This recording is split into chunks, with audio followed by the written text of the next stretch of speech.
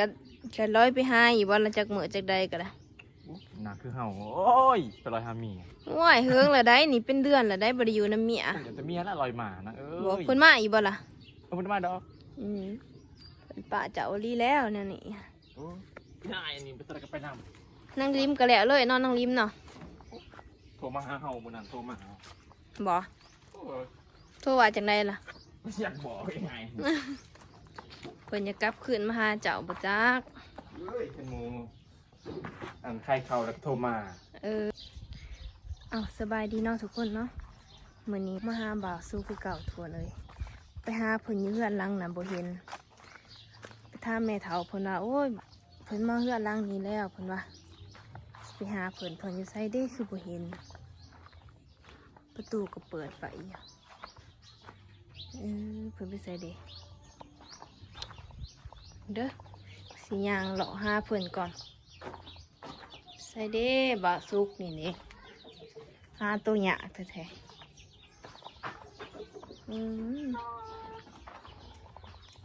ป้าทุกคนเลยพอมาข้ามแต่มันดกได้ดกดีบ่าวสุกบ่าวสุกห่วยนิสัยดีบ่าวสุกผู้อยู่ผู้เฮ็ดอีสังเด้แต่หึงสมองบกคานเด้โอ้คนปลูกผักปลูกหญ้าทุกคนเอ้ยพอปลูกผักปลูกหญ้าแล้วเนาะ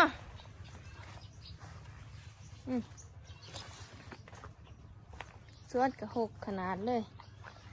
มาเฮ็ดยังนั่นนี่ฮะบ่เบอร์ตีตายทัวร์มีหน่ายนี่เสือกับบ่ใส่เนาะเฮ็ดนานพักบ่เฮ้ยปลูกผักสิปลูกผักข่อยแลนมาห้าเจ้าเขาบ่เห็นเขาเห็นคานยุเดี๋ยวกระดอมาถ่ายคลิปคู่มือไปได้ดู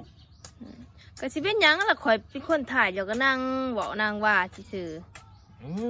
เอ้ยมันอยากบึกงานถ่ายคลิปมันมีเฮ็ดยังแต่ละมือเปิดว่าหายมาถ่ายดูก็หายมันอยู่นี่ก่อนล่างนี่แล้วเนาะโอ้แล้วเขาแล้วน้ำก็มาแล้วบ่เขาแล้วน้ำเพิ่งก็มาอันนี้เลยเดี๋ยวไปหาเมียบ่ไปนะพี่บาอยากไปอยากมาก็มาอยากมาแต่ก็แล้วเด้อบนบ่า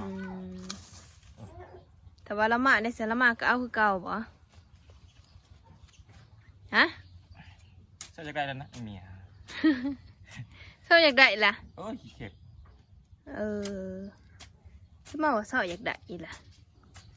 เศร้าได้แล้วมันวายปวดสมองประมาณ2 คนยากบอกไปยากความขั่วปัดว่าเอาผู้เดียวก็ได้ซะ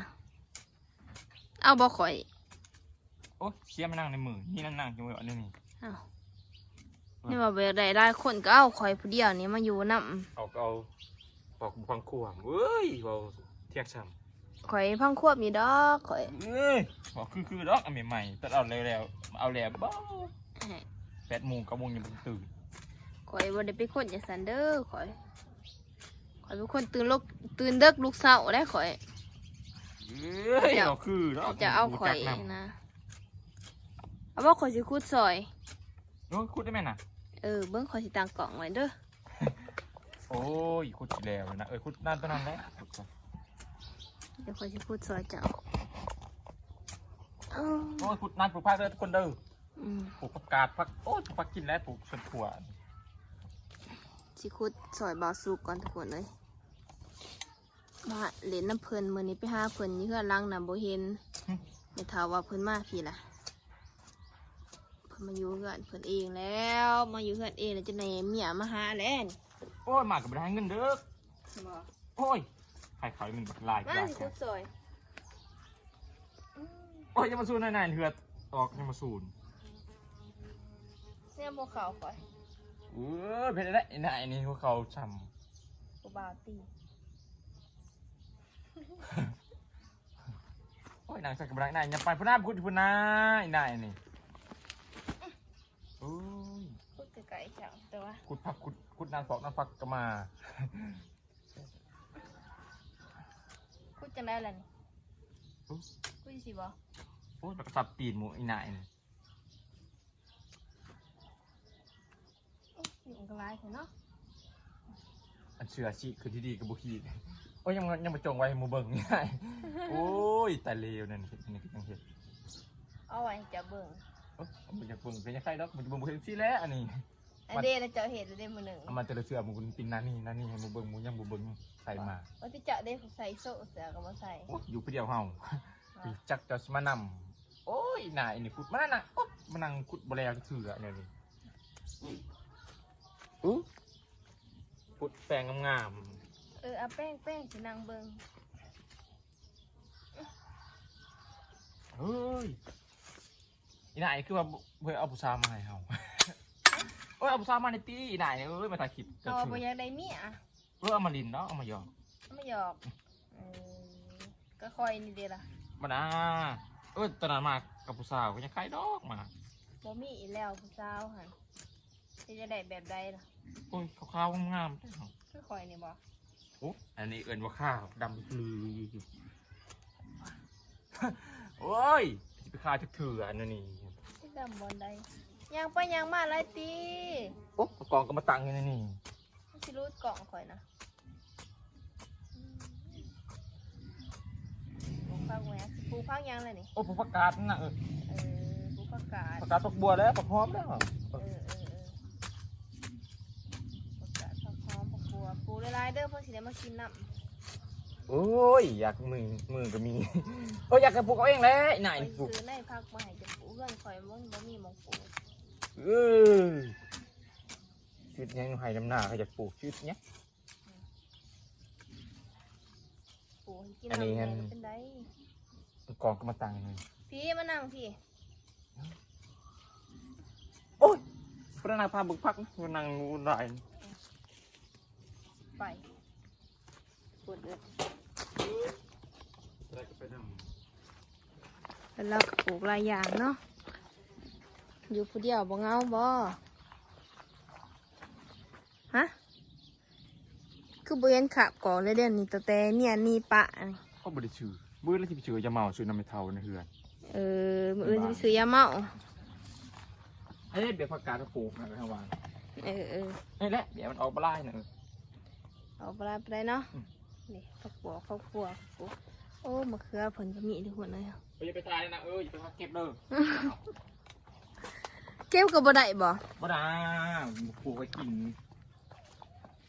จะมาสิโพดแท้ย่านแต่หมูเก็บทุกคนเลย ไม่ได้ดอกฟังเขาอยากกินสอบกินสุกโอ้ย บ่ ไม่ได้ดอกปลูกผักน้ำก็มี น่ะเก็บไว้ให้ติไปเก็บติ โอ้ยได้หนังอันนี้ผักน้ำไหมนะ บ่ โอ้ยอย่าผักใหญ่น่ะ ใส่ อันนี้ผักน้ ผักน้ำเราปูอยู่แล้วของน้ ำเรางามแล้วอีเมลเราเก็บตุ่มวัน ำไก่อันนี้เนาะ โอ้ยอยากกินแกงหน่อไม้ก็มีดอกผุดหน่อไม้ ไอ้มาถ่ายเลยถ่ายผู้หน้านางทาหน่อไม้ไปนะ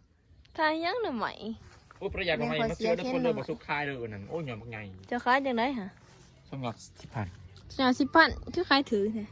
โอ้ยกระทึกแล้วผุนออกใหม่ก็มีหน่อ เดี๋ยว ไม้ บักใหญ่พุ่น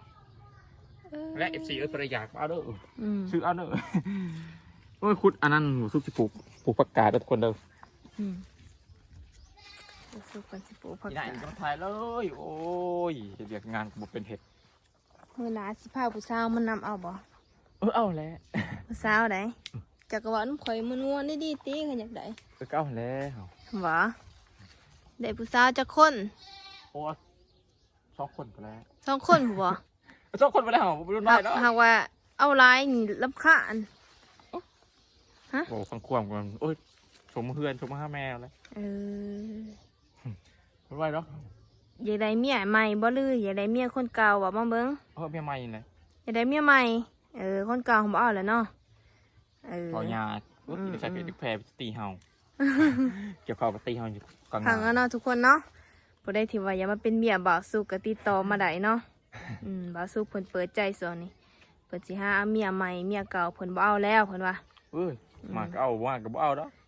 ถ้าว่าขึ้นมายังเอาอยู่ เอาแล้วบ่มาตะแกรงดอกบ่ได้ไปนำดอกของพี่บา ถ้าว่าบ่มานี่แม่นบ่ไปนำ โอ้ยปลาตะปูเนี่ยสนามเพื่อตะปูโอ้ยบ่หุงนะการยาวดีหุง บ่ฮู้ผู้ มะฮุงฟูมันเป็นหมาก แหะมันคือเป็นหมาก ภาพไปเบิ่งนะ ทุกคนเอ้ยมะฮุงพูยังเป็นหมากกู อันแรกทุกคนเพื่อนบอกทุกมีได้อันมะฮุงฟูมันเป็นหมากทุกคนเลย นะเขากำลังเห็นเลยนี่นะ อะไรพาไปเบิ่งไปทุกคน ไปวันไหน นี่ก็เป็นได้นี่หรอปะนี่ อันนี้หนังโอ้ยมะฮุงฟูมันมากันนะอัน อืม เอ้ยปกติมันบริมากหรอก จะให้ทุกคนเบิ่งอ่ะเห็นบ่ทุกคน มันหมากเลยทุกคนเลยมันเห็นมอมันเป็นดอกมาสิ มะฮุงฟูนะทุกคนนะ เขากำลังเห็นเลยนี่ทุกคนเลย เพื่อนเจ้าก็มีจังสีเนาะ มีมืดครบหรอกเหรอ เออ ขอมะเขือก็ไม่ได้ดอกอยากกินมะเขือก็อยากกินสุกผักกันนี่แหละ เอานี่ไปได้นี่ โอ้ยไปมือไปตีนี่นายนี่พักเก็บนะ อืมเบิ่งบอสู้ใหญ่ก็ข่อยนี่เฮ็ดกระด่างเจ้านี่ โอ้ยประกอบประกาศก็มีดอกผักชะอมเศษไทย เบิ่งบาซุกข่อยสิเอามาเครือมือละตีมือ มา ข่อย ทายนะเอ้ยไว้ตบกิน ถี่เด้อบาซุกเด้อ โอ้ยทาย เงียบ ทายลงไปลงมา เนี่ยบ่อยู่อย่างถี่ได้เนาะนี่เนาะเกลือแล้วพวกก็ โอ้ งาม ยทายนะจะเป็นอันน่ะ ให้ FC เพิ่นเบิ่ง ตัวเองอยากได้ ข่อยอยากได้เขาก็เอาเลยแหละ โอ้คนอยากได้ เพื่อนเมียเจับกับไก่นี่แหล้วเนาะ โอ้โหยังใส่พวกของตัวนั้น บ่ก็แค่ร้อยไปหาอยู่บ่ละจักมื้อจักใดก็ได้ หนักคือเห่าโอ้ยไปลอยหามี โอ้ยเฮืองละได้นี่เป็นเดือนละได้บ่ได้อยู่นำเมีย เดี๋ยวจะมีแล้วลอยหมานะบ่ ย เพิ่นมาอีกบ่ล่ะ เอาคนมาดอก เพิ่นป้าเจ้าลีแล้วเนี่ยนี่ โอ้ยง่ายอันนี้ไปตะกันไปน นั่งริมก็แล้วเลยนอนนั่งริมเนาะ ำโทรมาหาเห่าบนนั้นโทรมาหา บ่ โอ้ย โทรว่าจังไดล่ะ ไม่อยากบอกยังไง ก็เสียกบอกเพิ่นว่า บ้าเห่า อืมเพิ่นจะกลับคืนมาหาเจ้าบ่จัก เฮ้ยเป็นหมูอันใครเขาแล้วก็โทรมา เออ ได้เงินเห่าใครเขาอยากติดต่อโอ้ยโทรมาเห่า ได้หลายปานใดล่ะ โอ้ยแล้วตลุกแล้ว ก็แบ่งให้เมียใส่ในติ มันนะบ้า อืม ติดต่อเอ้ย พี่บ้าเพิ่นล่ะบ่ให้เมียใส่น้ำเนาะดีแต่ว่าเราบอกว่าเอามาแบ่งก็เด้อ เกี่ยวเขากับสันแล้วยัดมือ เออ บดวายปัดเขากับบ่มาปั่นเช้า เห็นยังก็มา ปั่น เห็น ผู้เดียวเฮ็ดเอาผู้เดียวครับ น้อง ผู้เดียว ก็นอนผู้เดียวอะติเอาบ่ข่อยมานอนเป็นหมู มันนะบนวายอีน่ะนี่โอ้ยแต่ละมือมันอยากให้มาหาแต่เฮา อืม ว่าผู้บ่าวไทยสิมออกมาเอามิจรีเที่ยวมาหาเฮาคือเก่าโอ้ย โอ้ยข่อยทันละตัดใจเนาะเหลือกยังบ่ทันได้